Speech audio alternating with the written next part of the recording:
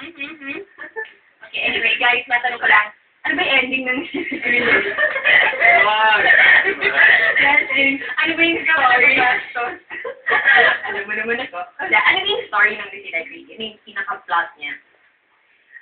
It talks about fate, destiny, na merong factor ng infidelity. So it's supposed to be a perfect love story na hindi perfect yung situation. Timing. And it's flawed yung characters. So it's a very, very interesting movie. So would you say that this movie is more mature as opposed to the others that you've already done? Or meron bang ganung leap? Kasi diba alam natin yan, after a long time, meron biglang, mature roles na to, iba na to. So,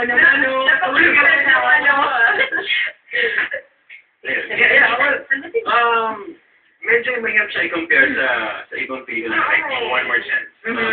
Magkaiba kasi sila eh.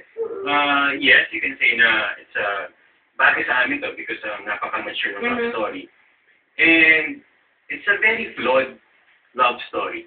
Because it has infidelity. Saka it was executed in a very non-linear way. So meron siyang talon-talon. Medyo delikado. Because parang this was a leap in terms of execution sa part ni Direk Abby. also in storytelling. Oo, napakatapang na ng stars dito. Pero nung napanood namin yung produkto, ako ay can honestly say na happy ako dun sa resulta. Speaking of resulta, how was it working with Direk Abby once again? Yeah, ako, kasi after namin nagsama sa One More Chance, nagkasama pa kami for 2 more movies. So, yung sa akin parang kakaiba kasi itong ginawa naming pelikula. And, syempre, like, lahat naman ng story ang magkakaiba eh. Pero, this one, talagang, syempre, pagka litong character yung ginagawa, dapat nagkakaintindihan din kayo nung pinaka nag-orchestrate ng pelikula, si Direk. So, parang nagkaroon kami ng visual naman yung understanding, yung pinagdaanan, yung journey, pareho. Is there a challenge to make it different? Meron bang ganung difficulty na parang one more chance tong atake? Ay, sobrang careful kami doon. Ito lang. Isa pa lang ng movie din talaga yung, nakikita niyo ba si Basha sa si Popoy? Nakikita niyo yung execution ng One More Chance. So, sobrang careful kami doon na baka magkaroon ng similarity. Yes. At kahit dun sa mga small na detalye, like yung reaction shot na ito, inagawa mo na yan. So, we're so happy kasi na si Direk yung one that yes, actually malaking tulong yun dahil nakita niya yung mga ginawa namin and especially ako, di ba? Parang kaya malaking tulong na siya yung kasama namin dito. Right. Ibig sabihin na lang. Ha? Ibig sabihin nun, ging na. Ibig sabihin ito natin sunod. Okay, ang kanina mangyayari ba natin yung mga behind the scenes? Behind the scenes of, bakit behind the scenes? Sige, meto naman ako ng BTR. Wala pa lang tayo behind the scenes.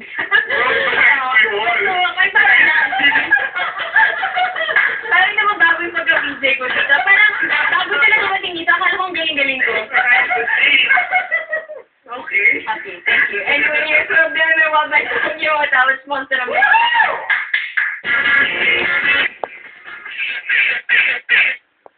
welcome to the Nikio Show. Okay, clap. Okay, tama na. Ano ko lang, tao ba ako? Ano ba ito po lang?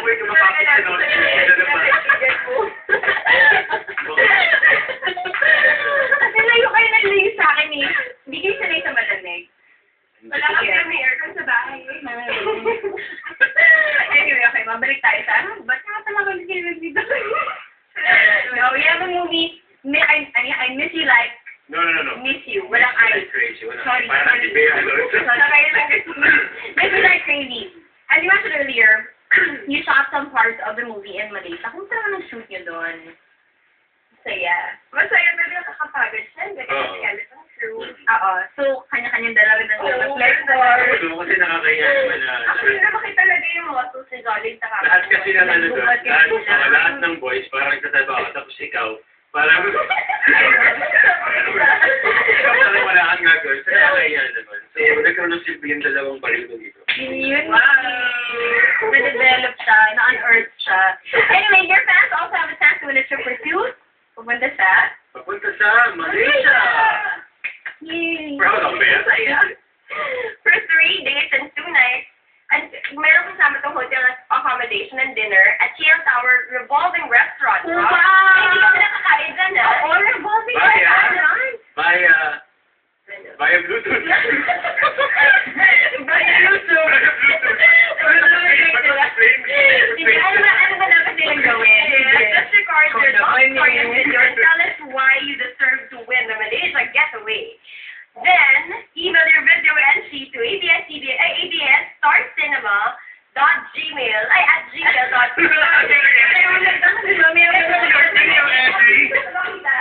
Wala ba kakarating na email? gmail.com with your name, contact number, and address. Mga multo. Ang puti mo lang dyan. What premiere? Tuwing premiere, tuwing premiere section seats to the premiere night on February 3 at SM Mega Mall, create a love stone art with the name of your special someone. Yes. Parang naging mo, Billy. Talaga. Yung name niya. So, and upload the photo at missyoulikecrazyfilm.multiply.com. Yung pala yung stone na yan. Ito yung pinatago na. Pero yung pagkabato mo pa ganun, parang ma-aksidente ako. Ano nakasulit lang? Para sa iyo talaga, regalo namin sa'yo. Pang-hilot.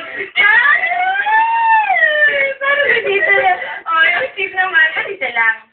Akin din to. Ay, ba't parang name ko? Ay, meron din. Okay, guys. I'm so happy. Okay, anyway. For more information, all you have to do is visit the Multiply site. MissyLikeCrazyFilm.multiply.com. In the meantime, ito ang sponge ko, number 4 with makapiling ka.